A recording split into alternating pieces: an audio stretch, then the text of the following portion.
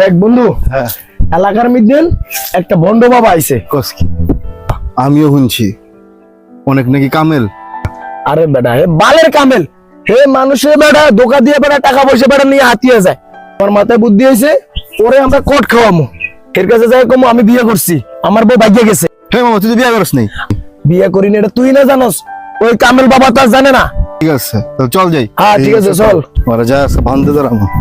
ওই দেখ ভণ্ড বাবা বই রইছে, চল চল।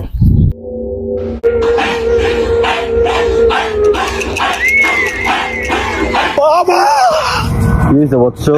আমি বিয়ে করছি আজকে 4 বছর হয় বাবা। সমস্যা নাই বৎস, তুই এটা বস, তোর সমস্যা আমি সমাধান করে দিতেছি। কি কোন বাবা? আমার বউ এখন কই আছে বাবা?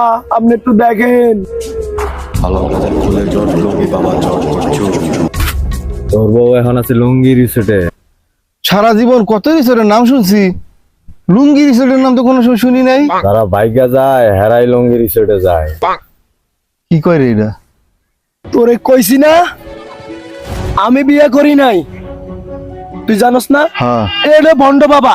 শালা ভন্ড বাবা, আমরা তোর লগে অভিনয় করছি আর তুই যে কত বড় ভন্ড আসলে বুঝো। আর পিড়া দইরা দাঁড়।